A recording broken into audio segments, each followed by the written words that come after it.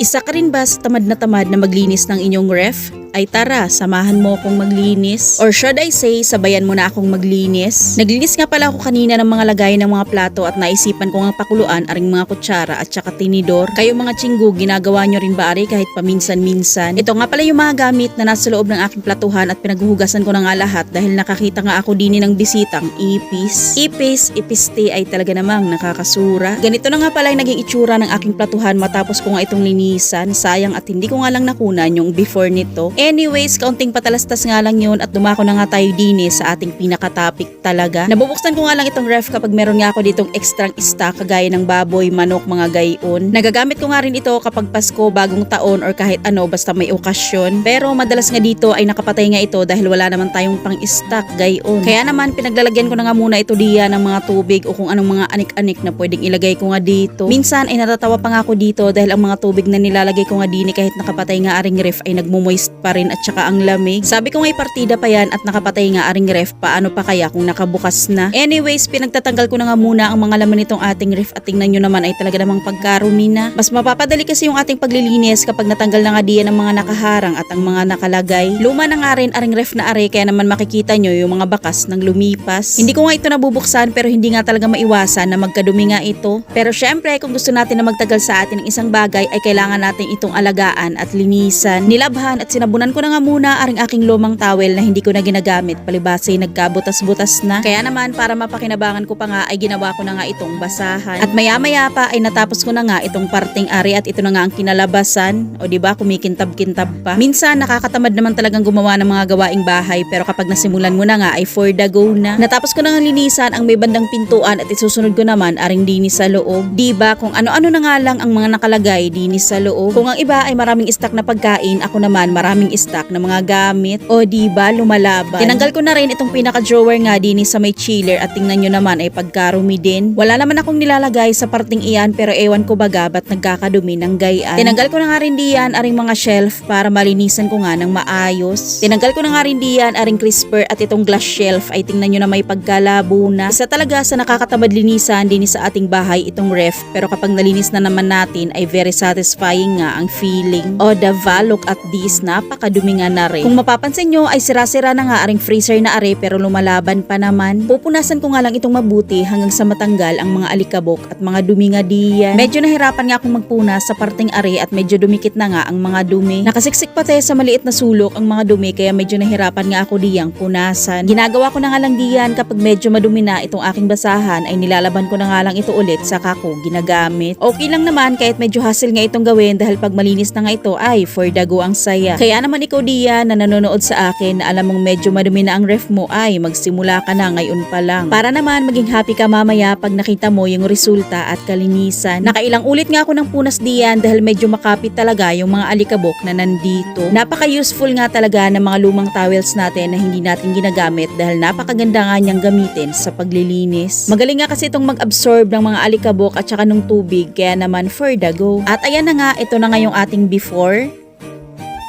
at ang ating after.